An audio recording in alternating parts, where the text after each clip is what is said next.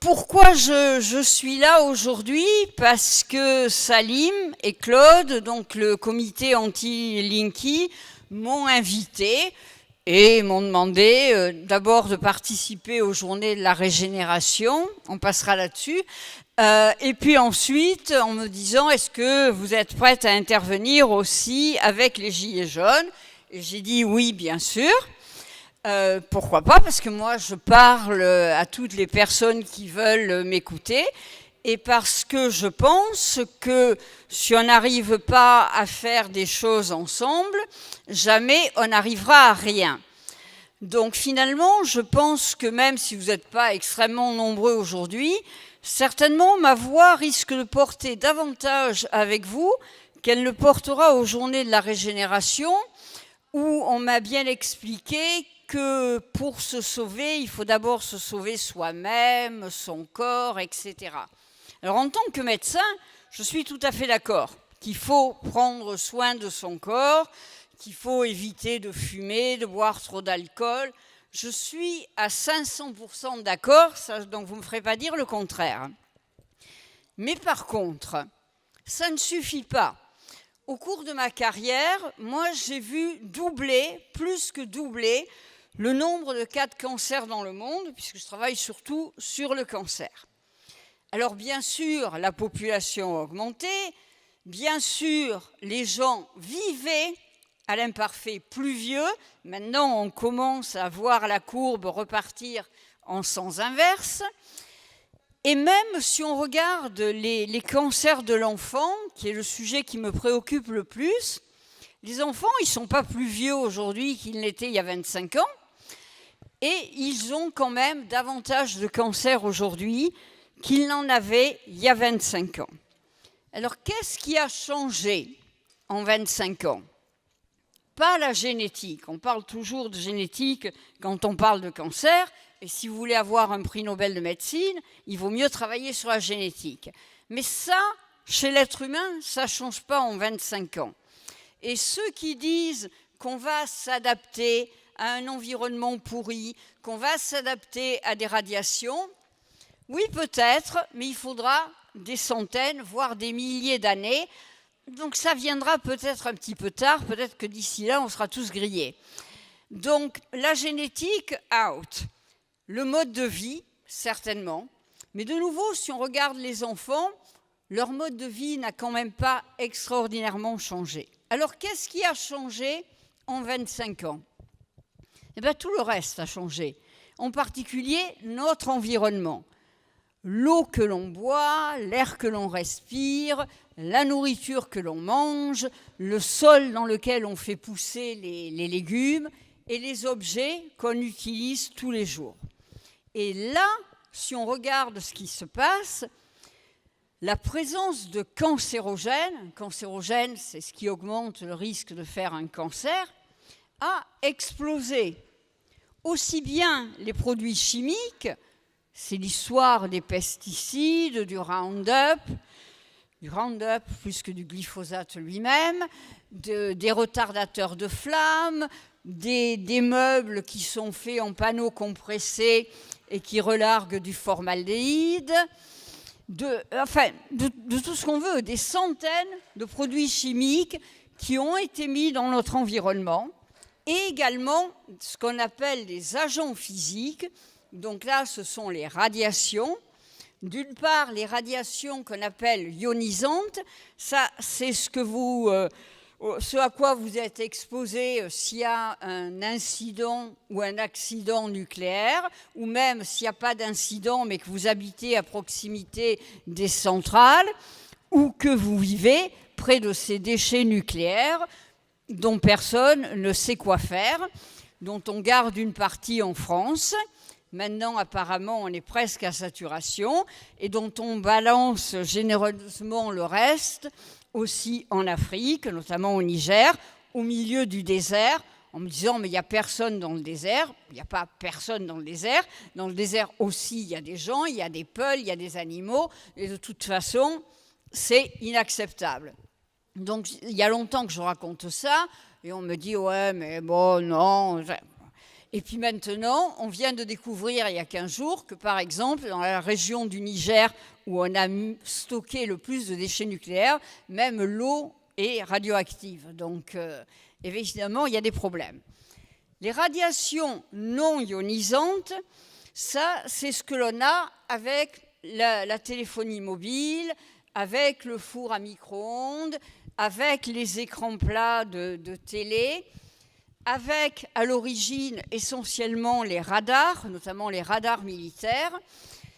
Et déjà dans les années 50, quand on a, même avant, mais qu'on a commencé à regarder les effets sur la santé pour les gens qui travaillaient avec les radars, et ce sont des champs électromagnétiques, on a montré qu'ils avaient davantage de leucémie, de lymphome, que ceux qui n'étaient pas exposés.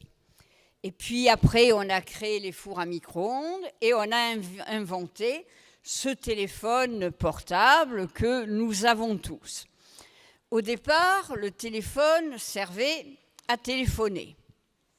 Ce qui veut dire que quand vous n'étiez pas en train de téléphoner, pour la génération 0, les premiers, ou 1, le téléphone, il restait tranquille, il ne faisait rien. Maintenant, comme on demande au téléphone de téléphoner, de regarder un film, d'écouter de la musique, de savoir où vous êtes, de servir de GPS, de savoir quelle heure il est, quel temps il fera demain, quel est le programme au cinéma, etc., etc., etc., même quand vous ne vous servez pas consciemment de votre téléphone, néanmoins ce téléphone, qu'on a la très bonne idée d'appeler smartphone, un téléphone intelligent. Moi, je l'appelle un stupid phone, parce que je trouve que c'est beaucoup mieux. C'est un téléphone stupide. Il continue à émettre et à recevoir. Donc, vous allez être exposé. Et évidemment, où est-ce que vous tenez un téléphone ? En général, près de l'oreille. Et donc là, c'est le cerveau qui est exposé. Et la plupart des choses que l'on sait et que je vais dire aujourd'hui sur les champs électromagnétiques des générations de téléphones qui ont existé, donc pour lesquels on a un recul suffisant, ce sont les 2G et 3G. 4G, c'est encore trop tôt pour le cancer. Et la 5G, après, j'y arrive. Mais qu'est-ce qu'on sait déjà avec la 2 et la 3G ? On sait que les individus qui ont été les premiers à utiliser ces téléphones, qui les ont utilisés le plus longtemps, soit en nombre d'années, soit le plus longtemps chaque jour, plus de minutes. Ceux qui l'utilisaient pour des raisons professionnelles, ce sont ceux-là qui vont avoir un risque accru de tumeur du cerveau. Alors évidemment, si on pose simplement la question « Est-ce que vous avez déjà utilisé un téléphone ?» versus « Non », à l'époque où il y avait des gens qui n'en utilisaient pas, on ne voit pas de différence. Mais déjà, dans ces études qui ont été faites à la fin des années 90, par contre, ceux qu'on appelait des utilisateurs réguliers, et là vous allez rigoler, parce qu'un utilisateur régulier était toute personne qui donnait au moins un coup de fil par semaine pendant au moins 6 mois.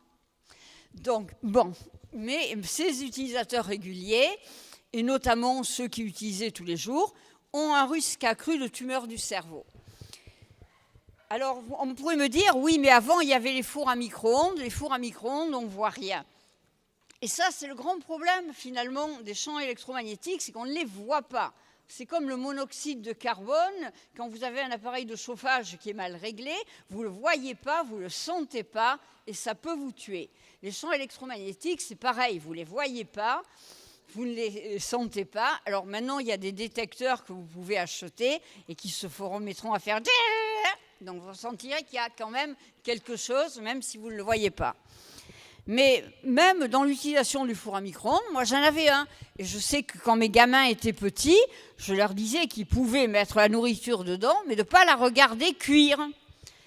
Le problème de la téléphonie mobile, c'est que c'est le même type d'onde. Alors pas exactement les mêmes longueurs d'onde, les mêmes fréquences, mais le même type d'onde que l'on va coller contre son cerveau. Et donc c'est là qu'il y a un risque de tumeur du cerveau. Ça, c'est ce qui a été le mieux étudié avec des tumeurs comme les glioblastomes, qui est la forme de cancer du cerveau la plus agressive. Donc ça, on en meurt quand on l'a, c'est pratiquement sûr. Et ces glioblastomes ont augmenté au cours des années qui précèdent, donc on en voit de plus en plus. Et puis, parfois, vous aurez simplement une tumeur bénigne, le neurinome de l'acoustique. Donc évidemment, comme le nom l'indique, c'est le nerf acoustique, donc qui arrive à l'oreille, qui lui évidemment est exposé, qui ne va pas faire un cancer, mais qui va quand même faire une tumeur. Et donc les gens vont avoir des troubles de l'équilibre, des nausées, des vertiges, etc. Donc ça, on le sait depuis les années 2005-2006, par là, où on a commencé à avoir des résultats. Et pour étudier quand même ces tumeurs qui sont relativement rares, il a fallu faire de très grosses études, des études internationales, dont une, la plus connue, s'appelle Interphone, qui a pris pratiquement 6000 personnes dans 13 pays du monde pour comparer les gens qui faisaient ces tumeurs du cerveau à ceux qui n'en avaient pas, et qui a montré qu'effectivement, dans chaque étude, les plus exposés avaient un risque augmenté de tumeurs du cerveau. Mais c'était juste les débuts de la téléphonie mobile. À la suite de ça, plusieurs études, le Centre international de recherche sur le cancer, où j'ai travaillé pendant 22 ans, mais en tant que chercheur INSERM mise à disposition, a fait ce que l'on appelle une monographie, qui est un livre qui évalue toutes les études disponibles sur n'importe quel produit. Au départ, ça a été mis en place par un Italien, Lorenzo Tomatis, qui était très préoccupé, notamment des conditions de travail et donc des cancérogènes dans le milieu du travail, alors que personne n'en parlait, pour évaluer le risque du benzène et autres. Donc là, toutes les études qui ont été faites par des scientifiques, qui sont publiées dans des revues à comité de lecture, ce qui correspond à des critères de qualité normalement, et d'indépendance, sont évaluées. Et on arrive à une classification qui a 5 niveaux. Et là, les champs électromagnétiques, en 2011, ont été classés comme des cancérogènes possibles.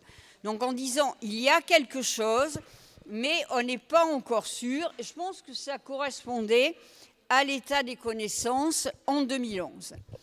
Ce qu'il faut savoir, c'est qu'avant que certaines de ces études ne soient publiées, alors qu'elles étaient terminées, on a attendu des années avant qu'elles ne sortent.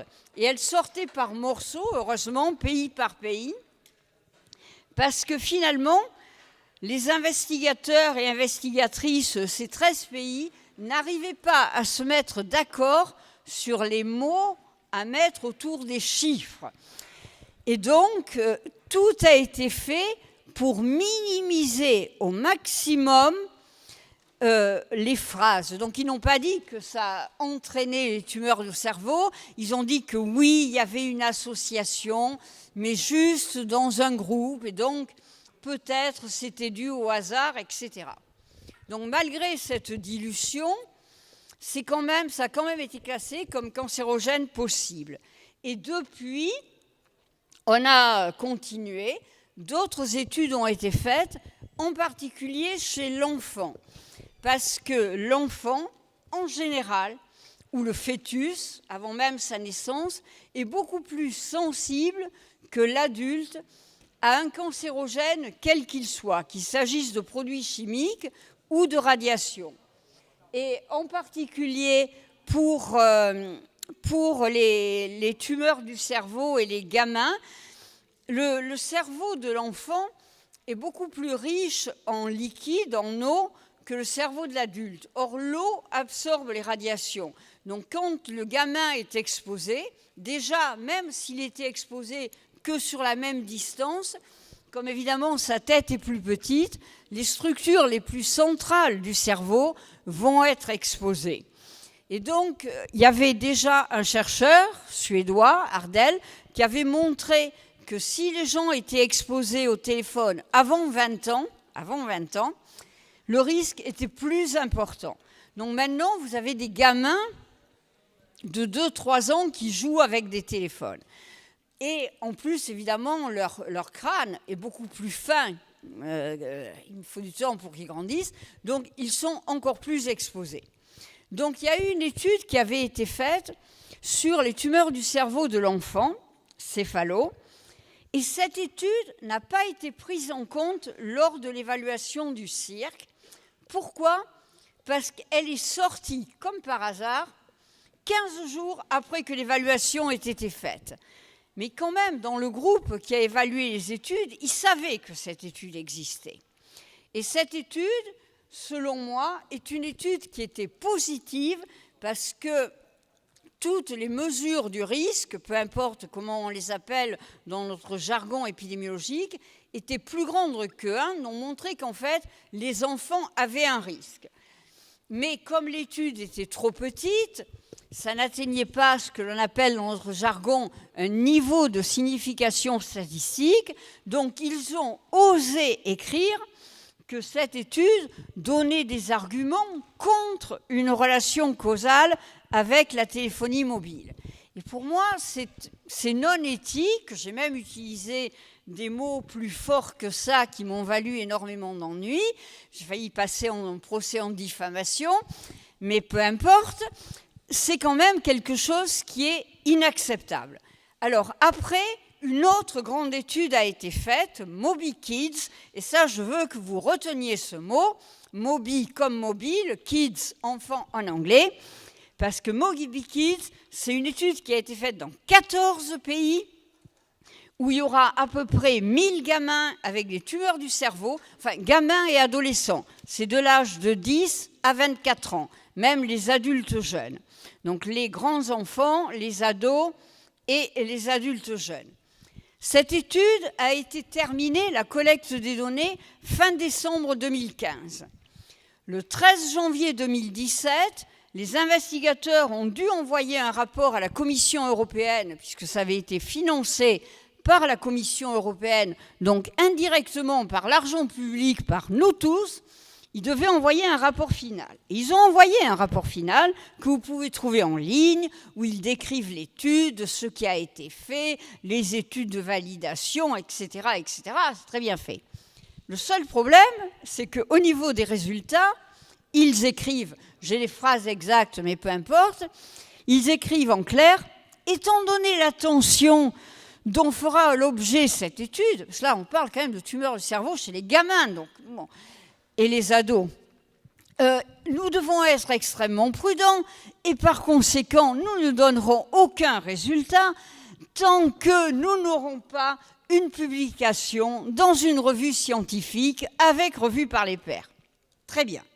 Une publication est en préparation, 13 janvier 2017. Aujourd'hui, on est le combien ? Je ne sais pas, mais on est en juin 2019. Cette étude n'est toujours pas sortie.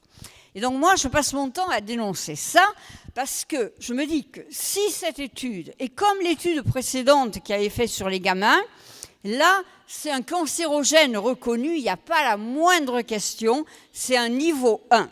Pourquoi ils ne la sortent pas ? Ça, je ne peux pas savoir. Je ne suis pas le bon Dieu, déjà je suis une femme, donc ça n'aide pas pour être Dieu, et de toute façon, je ne peux pas savoir. Mais quand même, je me dis, c'est pas normal qu'une étude qui est terminée, il y a des gens qui ont les résultats.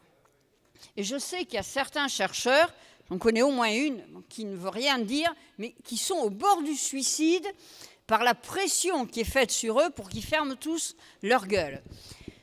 Parce que si on avait ça, et qu'on réévaluait les champs électromagnétiques, ça deviendrait un cancérogène de groupe 1. Mais alors, il faut dire que ça tombe vraiment mal pour le déroulement de la 5G. Parce que la 5G, c'est quoi ? C'est des champs électromagnétiques. Alors, par rapport aux 2G, 3G, 4G, ça ne sera pas les mêmes longueurs d'onde et ça ne sera pas les mêmes fréquences. Mais qu'est-ce que ça sera exactement ? On ne le sait pas.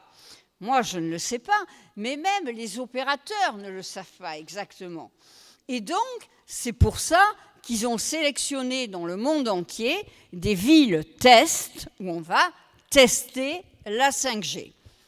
Mais on va tester sans aucune expérimentation préalable, par exemple chez les rats et les souris.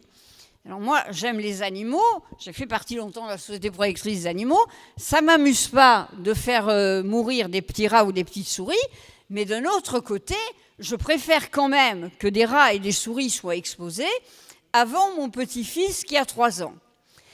Et on pourrait faire ce type d'études, parce que ça a été fait avec les radiations de la 2 et 3G, aux États-Unis, en Italie, et là aussi, dans ces études, les rats aussi, ils font des tumeurs du cerveau, et ils font un truc rarissime, qui est une tumeur des nerfs qui arrive au cœur, donc, mais qui est un schwannome, qui est d'un point de vue histologique, de l'étude des tissus, de la biopsie, exactement ce que les gens qui tiennent leur téléphone collé à l'oreille font aux nerfs acoustiques.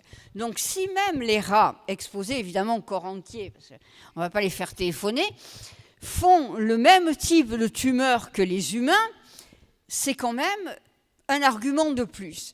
Donc pourquoi ne pas tester cette satanée 5G avec des longueurs d'onde qui seront différentes de celles qu'on avait avant, mais avec surtout des fréquences qui seront extrêmement plus élevées? Il faudrait les tester d'abord chez l'animal en demandant un moratoire. Je suis suffisamment vieille pour me rappeler en 1971 qu'on avait réussi, les scientifiques, à obtenir un moratoire sur les organismes génétiquement modifiés, sur les OGM, moratoire d'Asilomar, qui a duré 1 an, et après, quand même, ça s'est fait. Mais au moins, cette année-là avait permis de mettre en place des règlements, des expériences, des registres. À l'époque, on devait enregistrer tous les gens qui, au labo, utilisaient ou créaient des organismes génétiquement modifiés pour pouvoir les suivre. Donc, ça donnait au moins un temps de réflexion. Ça a permis d'avoir quand même quelques réglementations qui sont loin d'être suffisantes, mais c'est mieux que rien. Par exemple, en France, toute expérimentation sur les OGM ou toute importation d'OGM doit être approuvée par un organisme spécialisé auprès du gouvernement. Bon, ça n'empêche pas grand-chose, mais au moins, ça fait quand même réfléchir un peu. Et je ne comprends pas pourquoi la 5G, on va la balancer directement sur les populations humaines, alors qu'on n'a pas fait ce type d'études sur l'animal. Et donc, si au moins on pouvait obtenir un moratoire pour tester ces nouvelles fréquences, ça serait bien. Pourquoi ça m'inquiète particulièrement, la 5G ? Pas parce que je suis anxieuse sur tout, il y a des trucs qui ne me font pas peur, mais la 5G, ça me fait peur parce que ça va être des fréquences extraordinairement rapides. Donc, nos pauvres cellules, les cellules humaines, mais aussi les cellules animales, des insectes, des vaches, du chien, peu importe, et même les cellules végétales, donc les arbres, les plantes, elles peuvent quelque part s'habituer un petit peu à une exposition qui est continue. Mais là où elles sont le plus perturbées, c'est quand on passe allumé, éteint, allumé, éteint, on-off, on-off, on-off, à des fréquences extraordinaires, parce que là, la cellule, elle ne sait plus où elle en est dans ses échanges avec son environnement, et franchement, elle n'aime pas ça.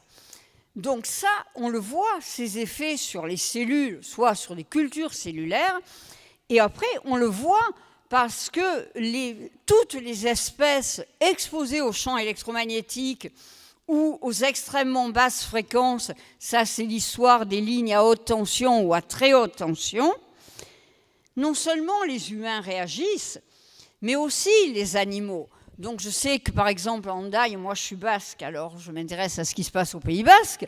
À Hendaye, il y a des éleveurs qui ont porté plainte, qui actuellement sont en train de porter plainte contre l'État pour les lignes à haute tension, les antennes de téléphone, en disant que les chèvres, les vaches aussi n'apprécient pas.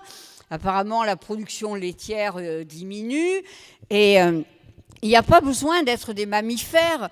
Les oiseaux, notamment les oiseaux migrateurs, pomment leur chemin, parce que eux, ils ont dans le cerveau un élément magnétique. En fait, ils fonctionnent. Les oiseaux se dirigent énormément en fonction du champ magnétique terrestre, ce qui celui-là existe.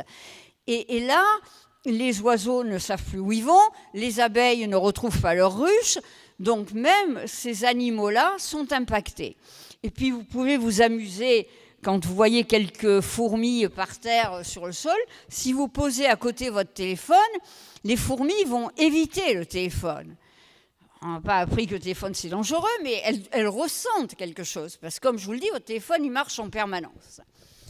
Donc ce type d'étude devrait être fait. Et puis pour les arbres, on le voit déjà avec les antennes, certaines antennes radio, télé et les antennes de téléphonie mobile actuelles. Le côté qui est exposé à l'antenne, ça a été surtout étudié soit par les Allemands, soit par les Espagnols. Les feuilles sont moins en forme. Elles ne sont pas grillées, mais enfin, elles sont plus flétries. Donc, évidemment, l'arbre, il ne peut pas prendre ses racines pour aller se mettre un petit peu plus loin. Donc, on voit bien que le vivant, toutes les espèces du vivant, pas que les humains, réagissent de façon négative à ces radiations. Et donc, avec la 5G, pourquoi on a besoin de la 5G ?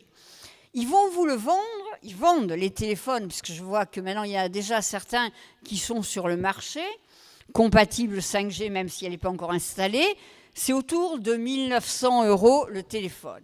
OK. Et ils vous disent, grâce à ça, vous allez pouvoir décharger votre film en quelques millisecondes, au lieu de que ce soit quelques secondes, voire quelques minutes.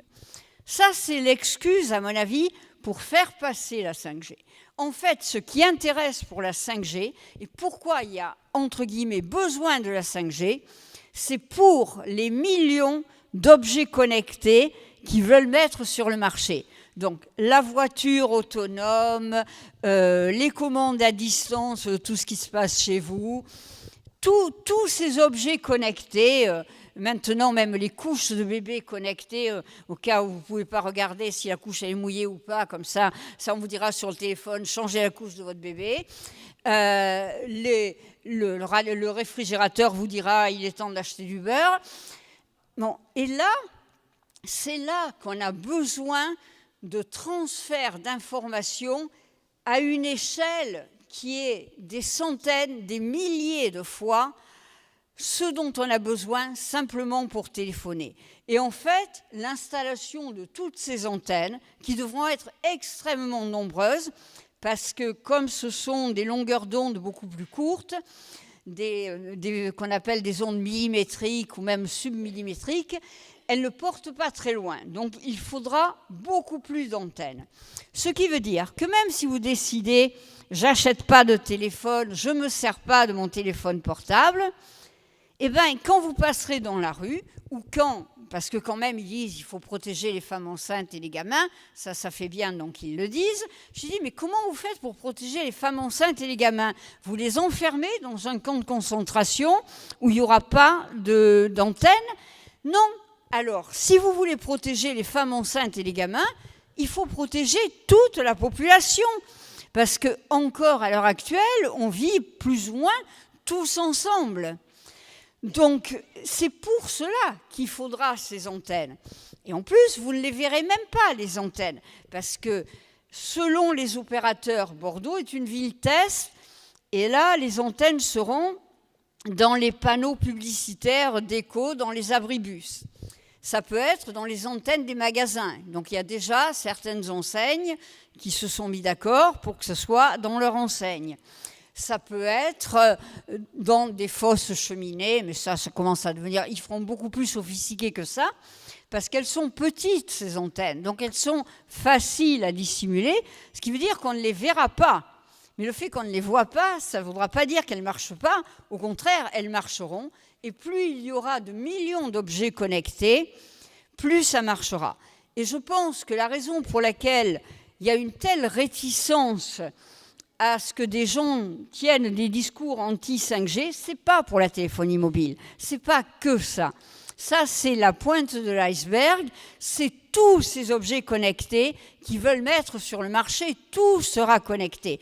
Alors qu'en fait, les trucs marchaient aussi quand vous aviez des fils électriques, de préférence avec une gaine en cuivre, comme ça n'irradie pas, mais enfin bon, peu importe. Donc, bien sûr, vous, à votre niveau, vous pouvez faire quelque chose. Donc, quand vous téléphonez, ne faites pas toucher le téléphone à votre oreille.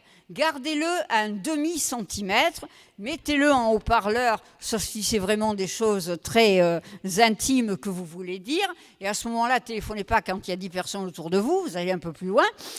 Mais ne le faites pas toucher la peau, parce qu'à partir du moment où ça touche la peau, en fait, les niveaux d'absorption sont beaucoup plus grands. Donc, essayez d'envoyer des messages textes plutôt que parler trop longtemps. Et puis, si vous pouvez parler aux personnes face à face. Comme je dis, vous n'avez pas toujours besoin d'utiliser ce putain de téléphone. On peut aussi encore se parler.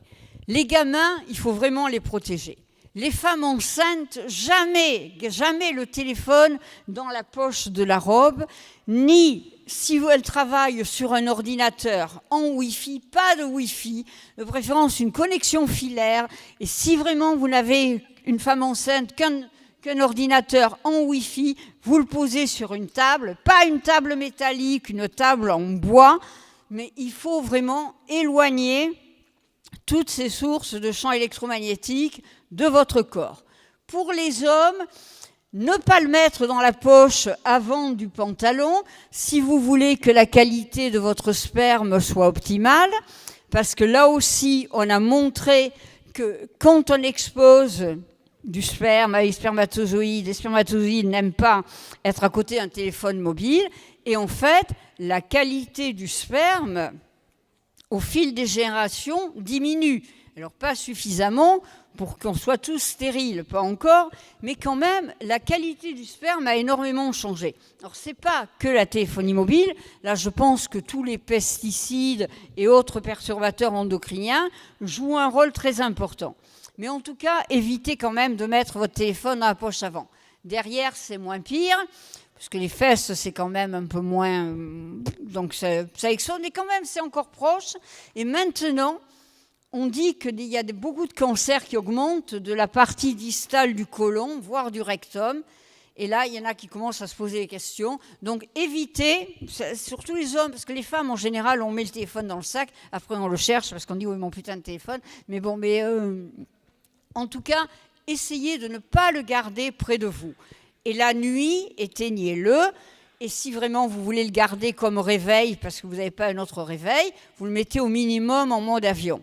Donc ça, c'est ce que vous pouvez faire, ce que vous devez faire si vous voulez rester en bonne santé.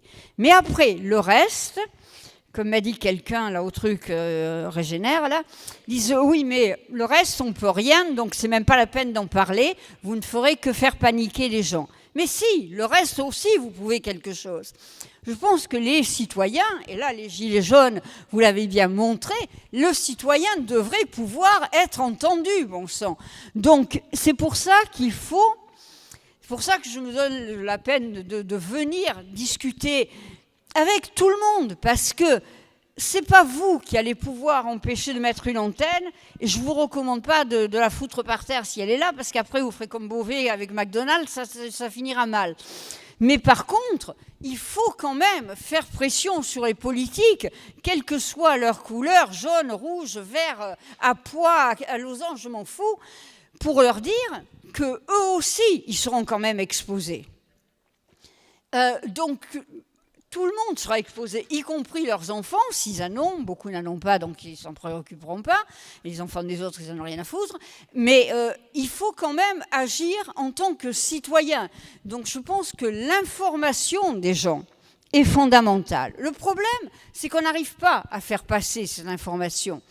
Parce que moi, il m'est arrivé dans le passé d'avoir des articles dans Le Monde, même une page entière. Maintenant, c'est impossible de faire passer le moindre truc. Évidemment, parce que les mecs qui sont les actionnaires du Monde, Neil, ce sont des gens de la téléphonie mobile. Donc évidemment, ils ne vont pas laisser L'autre Huluberlu, Dany Sasko, est en train d'écrire que ces machins, c'est dangereux. Donc, la presse, malheureusement, est contrôlée dans ce pays.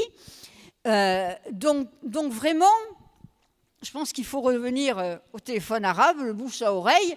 Il faut que les gens en parlent entre eux et essayer d'agir en commençant au niveau local pour essayer de faire quelque chose.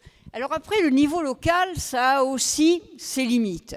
Moi, il y a pas mal d'années, vers 2008, je pense, j'avais réussi, parce que je faisais partie du conseil scientifique du développement durable de la ville de Bordeaux, donc j'avais accès à Alain Juppé, et il me respectait, parce que j'ai 3 titres de Harvard, je suis médecin, donc quand même, donc, il faut dire que presque le courant passait bien, le cas de dire le courant, en parlant des ondes, donc j'avais réussi à lui faire prendre un arrêté municipal pour interdire les antennes à proximité des crèches, des écoles, des hôpitaux, etc. Donc, arrêté municipal, je l'ai, papier bleu, blanc, rouge, tout comme il faut, bien fait. À la même époque, il y avait d'autres maires qui avaient pris la même décision. Il y avait un communiste dans le nord, il y avait un mec d'hiver droite dans le sud-est, il y avait un indépendant. Enfin, il y avait 5 ou 6 maires, toutes couleurs politiques, qui avaient pris ce genre d'arrêté. Ça a été cassé par la Cour de cassation, qui a dit « la santé n'est pas du domaine du maire ». Donc, ça doit être les conseils régionaux. Donc, le maire, vous prenez votre truc, il n'est pas valable. Donc, tous ces arrêtés ont été cassés. Mais je pense que quand même, en discutant avec les maires aussi, de temps en temps, on les écoute rarement, mais on peut quand même. Donc, il faut agir à tous les niveaux pour dire il y a des choses qu'on ne veut pas. C'est vrai de la 5G. Je pense que c'est vraiment pas une bonne idée de l'expérimenter directement sur l'être humain. Quel est l'intérêt des villes de le faire? C'est qu'ils sont payés. Ils sont payés par les opérateurs. Je ne sais pas combien l'antenne, mais ils sont payés. Donc c'est vrai que ça amène des finances à des villes qui peut-être n'allont pas, qui après, de préférence, on l'a vu pour la 2 et la 3G, vont aller mettre les antennes sur les habitations HLM, parce que là, les gens ne peuvent rien dire, qu'évidemment, le propriétaire est d'accord. Donc il faut réussir à ce que les gens prennent conscience que quand même, les politiques ne devraient pas faire n'importe quoi si les gens ne veulent pas. Et donc, je pense que les Gilets jaunes, vous avez été entendus, même si celui qui dit il a entendu, il n'a rien entendu, mais peu importe. Il faut quand même réussir à faire entendre la parole des citoyens. Alors, en plus, on peut faire entendre la parole des consommateurs. Mais moi, c'est moins mon discours, mais bon, c'est vrai, si personne n'achetait, mais même si personne n'achète les téléphones à 2000 € le téléphone, peu importe, il y aura la voiture autonome, il y aura tout le reste. Donc, on n'échappera pas à la 5G.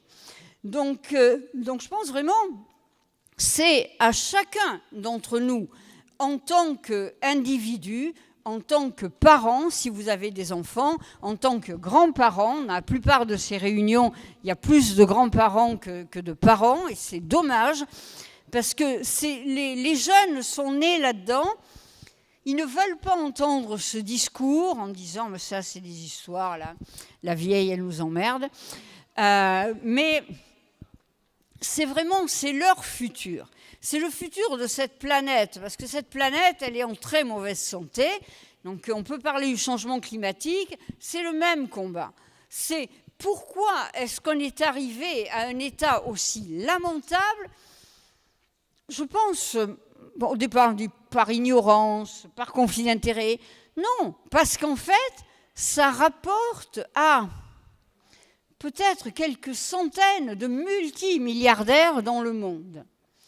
Mais ce sont ces gens-là qui sont en fait ceux qui décident ce qui se fait dans le monde. Ce ne sont plus les gouvernements, parce que des mecs comme Jeff Bezos ou les autres, Jeff Bezos qui est l'homme d'Amazon le plus riche de la planète, 123 milliards de dollars, okay. Lui, il espère aller sur Mars, donc il construit sa fusée pour faire une colonie sur Mars. ok, mais si je le rencontrais, je lui dirais, mais même si vous faites une colonie sur Mars, bon, on ne pourra pas emmener trop de monde, mais bon, peu importe, ils seront sélectionnés. Sans base arrière sur la Terre, comment ils vont se débrouiller? Donc, plutôt que de chercher des solutions individuelles, donc eux, ils essayent quand même de se protéger à leur façon.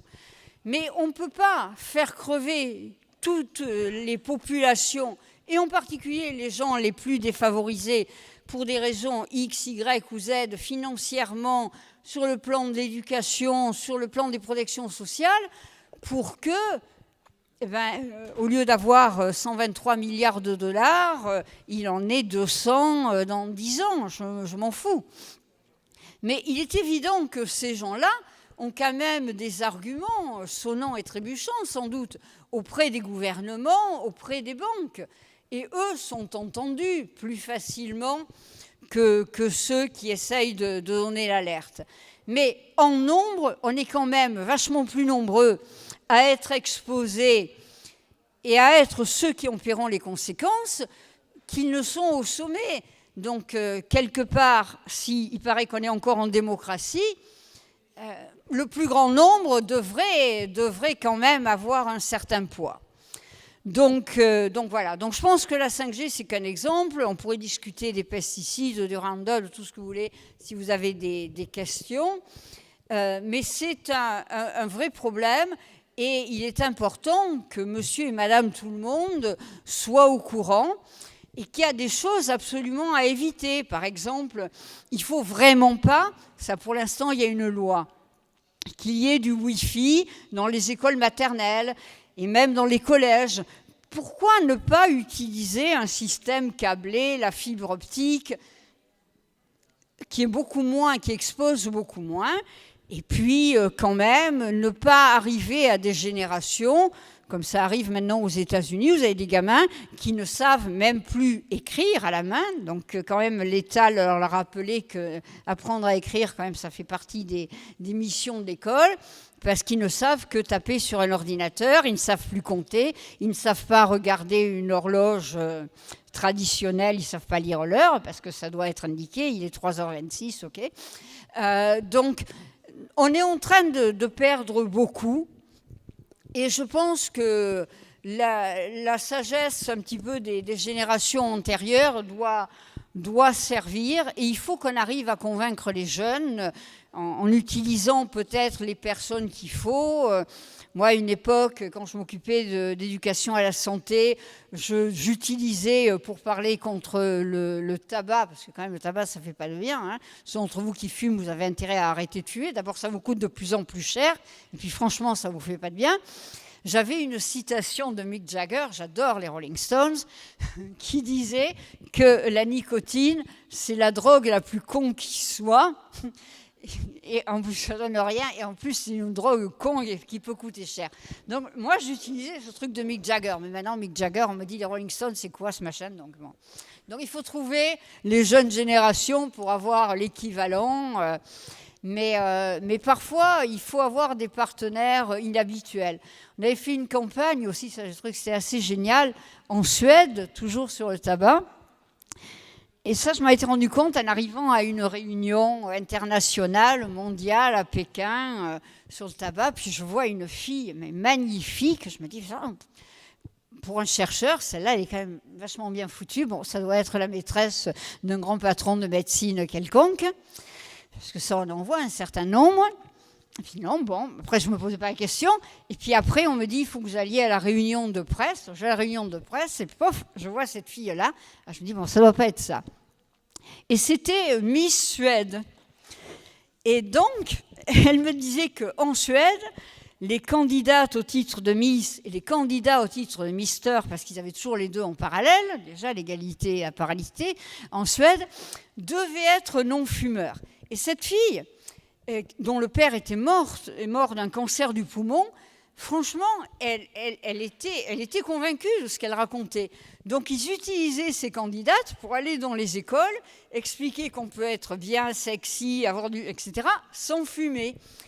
Donc, je pense faudrait qu'on arrive à trouver une idée originale pour convaincre les jeunes que de lâcher de temps en temps le téléphone, ça leur ferait pas de mal. D'abord, ils dormiraient mieux, parce que utiliser un écran juste avant de dormir, ça retarde l'endormissement.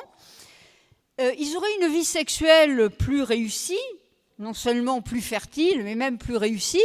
Il y a des études sur le comportement sexuel des jeunes qui ont été faites aux États-Unis, et on se rend compte que les jeunes américains, je crois que c'était les 17, 23 ans, un truc comme ça, ils ont en moyenne 1/3 de rapports sexuels par mois de moins qu'en avaient leurs parents autrefois, parce qu'ils sont tout le temps sur ces satanées machines. Alors on arrive après au Japon à avoir des gens qui restent enfermés chez eux, parce que eux, non seulement ils ont le téléphone, mais ils ont des robots, y compris des robots sexuels, donc ils n'ont même plus besoin de sortir. Est-ce que c'est vraiment le monde qu'on veut demain ? Nous, non. Est-ce que c'est le monde que veulent les jeunes ? Je ne crois pas. Mais il faudrait, j'ose pas dire un électrochoc, dans ce cas-là, il faudrait quand même quelque chose pour les faire réagir et de dire que non seulement ils augmentent le risque de tumeur du cerveau, mais bon, ils disent ouais, mais ils sauront les guérir dans quelques temps. Ça, moi, je l'entends depuis que je suis rentrée en médecine et finalement, ça ne vient pas. Mais qu'ils perdent aussi énormément en lien social et même en personnalité. Les gens, avant, quand vous preniez un bus ou un truc, ou même quand vous conduisiez, vous pouviez penser à quelque chose. Maintenant, les gens n'ont même plus le temps de réfléchir à ce qu'ils veulent faire, parce qu'ils sont branchés en permanence. Et que ce n'est pas parce que vous avez 5000 amis sur Facebook, n'empêche que vous êtes seul comme un chien et que vous allez vous suicider, parce qu'après, il y en aura un qui aura pris la photo qu'il ne fallait pas prendre et qui l'aura distribuée à tout le lycée. Donc je pense que ça, c'est dans les mains de chacun d'entre nous, en tant qu'être humain, qu'on n'oublie pas notre nature humaine. L'avenir, ce n'est pas de vivre jusqu'à 150 ans, ce n'est pas de se reproduire jusqu'à 120 ans. Non, il faudra tous qu'on crève, ok, ça a toujours été comme ça, la mort fait partie de la vie, mais en attendant, profitons de ceux qui sont à côté de nous, c'est quand même tellement plus beau qu'un écran. Donc, mais ça, je pense que tout le monde doit réfléchir, les spécialistes de la communication, mais évidemment, les plus grands spécialistes de la communication qui sont payés les plus chers, ils ne vont pas travailler pour nous gratos. Mais il faudrait trouver un moyen de faire comprendre aux gens que être accrochés, parce qu'ils sont accros finalement, ils sont addicts comme à une drogue, à ce satané téléphone. S'ils se réveillent la nuit, c'est la première chose qu'ils vérifient. Parce que, voyons, j'ai quelques likes supplémentaires sur ma page Facebook ou pas. Quand ils sortent du collège, moi ça me rend malade. Quand je vois les gamins qui sortent, la première chose qu'ils font, c'est sortir chacun leur téléphone. Donc ils sont 3 côte à côte avec leur téléphone, au lieu de parler aux copains d'à côté. Donc en tant que parents ou grands-parents, on peut essayer. Il faudrait trouver je ne sais pas, moi, les chanteurs à la mode, les footballeurs à la mode, les jeunes qui soient convaincus pour faire passer le message. Parce que si on attend que ça vienne d'en haut au niveau national, il ne va pas venir. Hein. Si vous regardez la photo de Macron, celle que certains décrochent et ont beaucoup d'emmerdes pour ça, il a les 2 mains comme ça sur son bureau. Sous une main, il a 2 téléphones. Donc ce n'est pas lui qui va se battre contre la téléphonie mobile, mais c'est à nous tous de le faire. Voilà.